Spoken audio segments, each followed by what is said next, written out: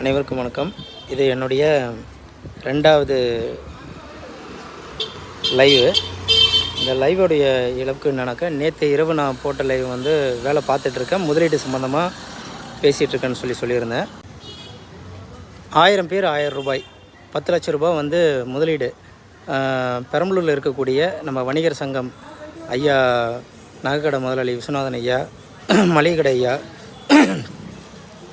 இளங்கோ ஐயா, ரவி சுந்தரம், இவங்க எல்லாத்தையும் பார்த்து பேசியிருக்கிறேன்.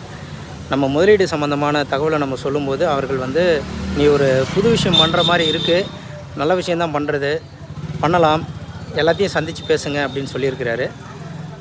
இதை நான் எப்படி பார்க்குறேன் அப்படின்னாக்கா, முதல்ல நான் இப்படி ஒருத்தர் இருக்கேங்கிற தகவலை நான் அவங்களுக்கு வந்து அறிமுகப்படுத்துகிறேன்.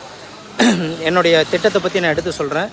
அதை அவங்க புரிஞ்சுக்கிட்டு அவங்களுடைய சில உணர்வுகளை வெளிப்படுத்துகிறாங்க. இதெல்லாம் இப்போ வந்து எல்லோரும் இயற்கை விவசாயம் பண்ணுறதில்ல, இயற்கை விவசாயம் உணவுப் பொருள் சாப்பிட்றதில்ல, எங்கே போகிறாங்க, எல்லாம் ரசாயன உணவு தான் சாப்பிட்றாங்க, இந்த மாதிரி சொல்கிறாங்க.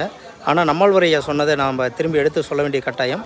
நாம் விளைவிக்கக்கூடிய பொருள் எல்லாத்தையுமே முதல்ல நம்ம இருக்குங்கிற பொருளை விழிப்புணர்வு அடைய வச்சு மக்கள்கிட்ட கொண்டு போய் சொல்லணும். இந்த பொருளை இந்த நன்மை தரக்கூடியதுன்னு மக்கள் அதை கண்டிப்பாக ஏற்றுக்குவாங்க. நல்ல பொருளை ஏற்றுக்காத மக்கள் இந்த உலகத்தில் எங்கே இருக்காங்க சொல்லுங்கள் பார்ப்போம்.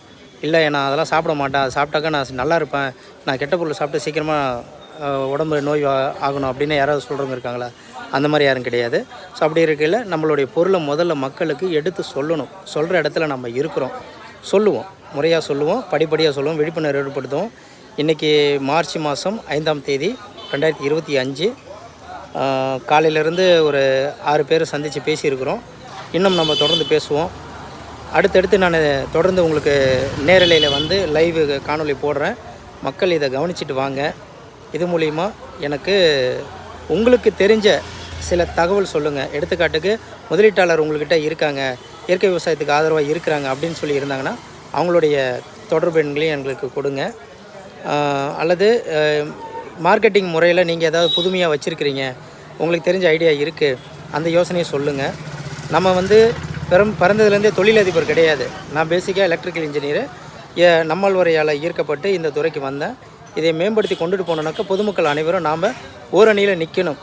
அதுக்கு எல்லோரும் ஒரு மனதாக நின்று இந்த மக்களுக்கு தேவையான பொருள் எதுவோ அதை உறுதிப்படுத்திட்டு சாகணுங்கிறதுக்காக போராடிட்டு இருக்கிறோம். ஆதரவு கொடுங்க. உங்களுக்கு தெரிஞ்ச தரவுகளை நமக்கு கமெண்டில் போடுங்க.